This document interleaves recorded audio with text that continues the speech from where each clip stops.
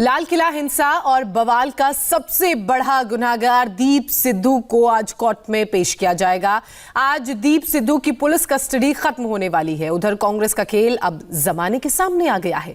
हरियाणा के एक कांग्रेस नेता का कहना है कि अगर किसान आंदोलन को जिंदा रखना है तो पैसा और शराब खोलकर किसानों के बीच बांटनी होगी। अब बीजेपी बोल रही है, कांग्रेस का एजेंडा सामने आ गया है। 26 जनवरी को लाल किले में हुई हिंसा और बवाल का सबसे बड़ा गुनहगार दीप सिंह सिद्धू पिछले 7 दिनों से दिल्ली पुलिस के शिकंजे में था। अब आज तय होगा कि वो बेल पर बाहर आएगा या फिर पुलिस हिरासत में ही रहेगा या 30,000 कोर्ट उसे न्यायिक हिरासत में भेज देगी। 15 दिनों तक पुलिस को छकाने के बाद करनाल से पकड़े गए दीप सिद्धू से पुलिस को अभी सारे सवालों के जवाब नहीं मिल पाए हैं। इसलिए पुलिस के सूत्र बताते हैं कि कोर्ट में दीप सिद्धू के बेल और न्यायिक हिरासत का दिल्ली पुलिस विरोध करेगी। इसकी एक वजह यह भी है कि लाल किला हिंसा के बाकी मोस्ट वांटेड अब तक पुलिस की पकड़ से बाहर हैं। दीप सिद्धू की गिरफ्तारी के बाद पुलिस को लखा सिधाना, गुरजोत सिंह और गुरजंत सिंह की तलाश है। इन तीनों मोस्ट वांटेड पर भी 1-1 लाख का इनाम रखा गया है। जो किसान यूनियन हिंसा के बाद उत्पातियों को सरकार का मोहरा बता रहे थे, अब वही किसान जेल में बंद आरोपियों की रिहाई की बात कर रहे हैं। उत्तर प्रदेश हो या फिर हरियाणा या फिर पंजाब, जहां जहां किसान महापंचायत कर रहे हैं वहां वहां उपद्रवियों की रिहाई की बात कर रहे हैं। और यही बात कांग्रेस भी अपनी महापंचायत में कर रही है। कल प्रियंका गांधी उत्तर प्रदेश के बिजनौर में थी और वही बात दोहरा रही थी जो किसान मांग रहे थे। और आपसे बहुत बड़ी उम्मीद है, मुझे उम्मीद है कि आप पीछे नहीं हटेंगे, कि आप अपने अधिकारों के लिए लड़ेंगे और इस लड़ाई में कांग्रेस पार्टी का एक कार्यकर्ता आपके साथ खड़ा रहेगा। इस लड़ाई में हम आपके साथ हैं। मेरे भाई राहुल गांधी जी आपके साथ हैं और मैं आपको आज यहाँ ये कहने आई हूँ कि मैं आपका साथ नहीं छोड़ूंगी।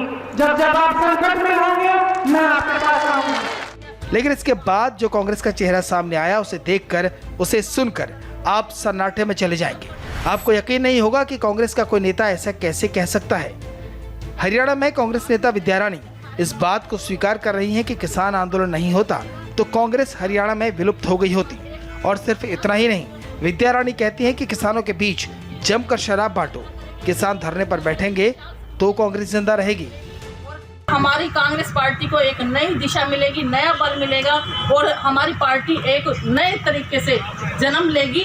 क्योंकि देखो, इस बार जब हम हारे हैं तो हमारा अस्तित्व खत्म ही हो चुका था, लेकिन ये आंदोलन हमें जो मिला है ना, ये 26 तारीख को खत्म हो चुका था। लेकिन किसी न किसी तरह, क्योंकि किसान के इरादे मजबूत थे, ये दोबारा से खड़ा हुआ और इतनी मजबूती से खड़ा हुआ कि इसको हमने चलाना है।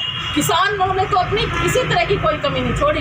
हर जगह उन्होंने खाने का, पीने का, हर तरह से जितना उनके बल था वो काम किया। मैं तो यही कहूँगी कि हर साथी की जितनी भी हिम्मत है, चाहे वो पैसे रुपए से दान कर सकता है, सब्जियों से दान कर सकता है, घी का दान कर सकता है, जैसे शराब का भी कर सकते हैं। सारी तरह से मैं कहती हूँ, जिस तरह से जिसका जो भी सहयोग बनता है करें और इस आंदोलन को बढ़ाएं। ये आंदोलन केवल एक किसान का नहीं है, ये हमारा सबका है और इसका फर्क हम सब पर पड़ेगा। हमारा ये कोई बात नहीं। अब देखो, हर तरह का आंदोलन होता है, हर तरह का आदमी होता है। बीमार आदमी को क्या शराब नहीं दी जाती है ना? हर तरह के आदमी होते हैं, हर तरह की सुविधा चाहिए उनको। इसके बाद कुछ नहीं बचता और छिपाने को। धरना चलता रहे, इसके लिए कांग्रेस शराब बांटने की बात कह रही है। जिस किसान आंदोलन को गैर राजनीतिक कहा गया था, जहां नेताओं से दूरी बरती जा रही थी, उस आंदोलन को कांग्रेस ने कहां पहुंचा दिया। कि हर साथी की जितनी भी हिम्मत है, चाहे वो पैसे रुपए से दान कर सकता है, सब्जियों से दान कर सकता है, घी का दान कर सकता है, जैसे शराब का भी कर सकते हैं। सारी तरह से मैं कहती हूँ, जिस तरह से जिसका जो भी सहयोग बनता है करें और इस आंदोलन को बढ़ाएं। ये आंदोलन केवल एक किसान का नहीं है, ये हमारा सबका है और इसका फर्क हम सब पर पड़ेगा। अब आप किसान आंदोलन का भविष्य और एजेंडा खुद तय कर लीजिए। बात बंद है और सियासत जारी है, इसलिए लगभग 80 दिनों से चल रहे किसान आंदोलन में समाधान कम दिख रहा है और घमासान ज्यादा। मुद्दे कहीं पिछड़ गए हैं और सियासी समीकरण सबसे आगे दौड़ते दिख रहे हैं। मुलाकातें हुई, बातें हुई, लेकिन समस्या के समीकरण इतने उलझे हैं कि सुलझने का नाम नहीं ले रहे। हर सुबह उम्मीदों का सूरज उगता है, लेकिन शाम होते होते आशंकाओं का साया फिर छाने लगता है।